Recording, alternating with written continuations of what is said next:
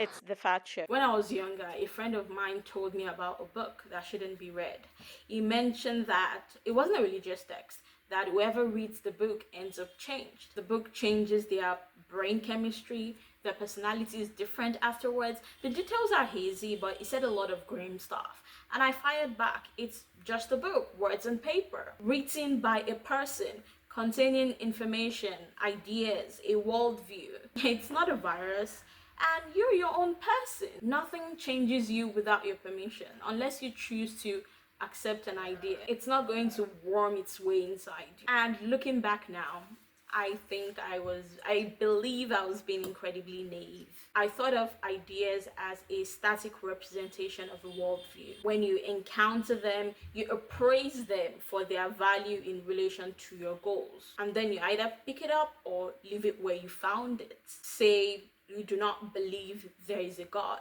You encounter an idea opposing that view. Either your goal is to seek the truth or to avoid things that cast doubt on your worldview. The choice is in your hands, or so I thought. But agreement is just one of the many ways ideas can affect us. Because some ideas are not trying to change what you believe, they're simply presenting you with what you already know. But in letting you know what you know, it changes you. This was like me reading an essay as a child that our parents are human beings. Of course, I knew that. But being confronted with this truth that they were once children and they are young men and women with dreams and pain and hurt, and they are simply figuring things out as we are, that was mind blowing to me. Reading that, learning that, expanded my mind and changed the way I looked at them and other adults. And since then, over time, I've noticed that some of the most powerful ideas are not the ones trying to teach you something new. They are the ones that make something real. And sometimes the reality they are trying to show you is beautiful, and sometimes it's horrifying. There are things in this world that most of us know exist. Cruelty exists.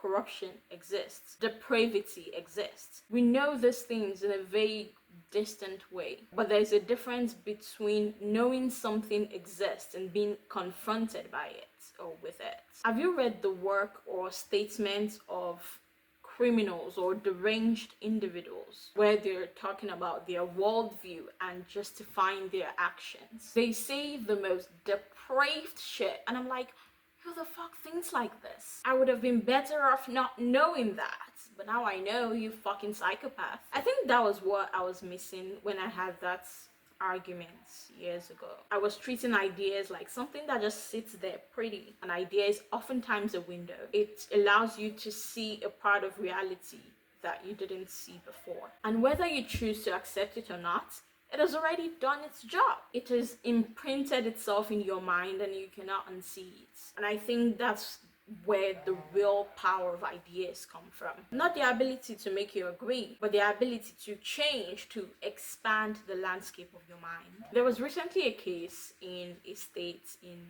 Nigeria. Women had been raped during a traditional observance in a community. The details were disturbing enough on their own. Women were being assaulted for being outside during a specific period, and some were even attacked in their own homes, according to some reports. But what stayed with me wasn't just the crime, which was disgusting and horrifying on its own.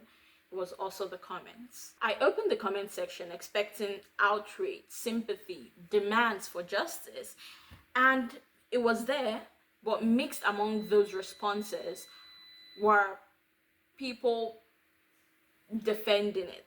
And some people took pride.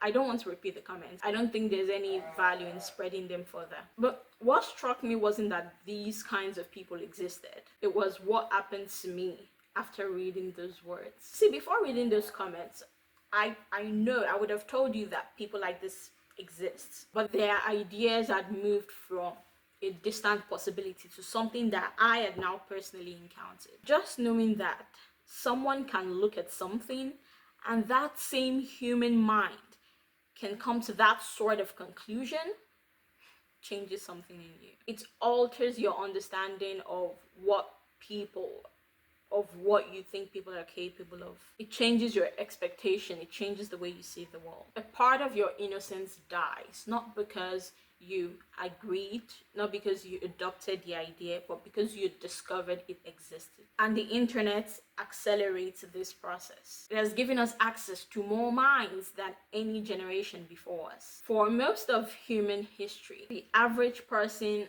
only encountered a tiny sample of humanity, their family, their friends, their community, their village. And if you wanted to encounter a new idea, you often had to go looking for it. You picked up a book, you attended a lecture, you engaged in a conversation. But today, a teenager can encounter more perspectives in a week than their ancestors might have encountered in a lifetime. You open a video, a post, a comment section, and within seconds, you're flooded by thousands of perspectives from people all over the world. People who grew up in completely different environments. People with beliefs, desires, obsessions, and ways of thinking that you may never have encountered otherwise. We often talk about knowledge as if it's always an addition, as if every new thing we learn makes us richer. But sometimes knowledge feels more like a trade.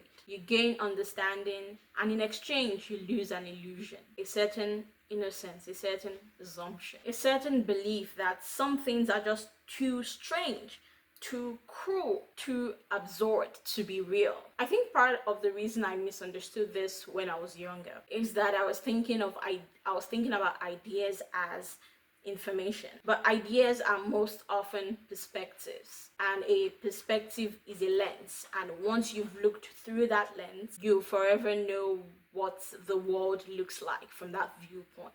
I think that's what people mean when they say a book changed them. It's usually not that the book inserted a new belief into their mind. It's that the book gave them a new way of seeing. Which brings me back to that conversation from years ago, the one where I confidently said a book couldn't change you. A part of me still agrees with what I was trying to say. I still believe people have agency, that we can think critically, that we can reject ideas we disagree with. But I no longer believe that exposure is harmless. I no longer believe that every idea leaves us exactly as it found us. Because some ideas don't ask for your agreement, they only ask to be seen. And that leaves me with a question for you guys. Are there things we are genuinely better off not knowing? Or is that just simply the price of understanding reality more completely? If you enjoyed this video, make sure to check out our videos in the catalog.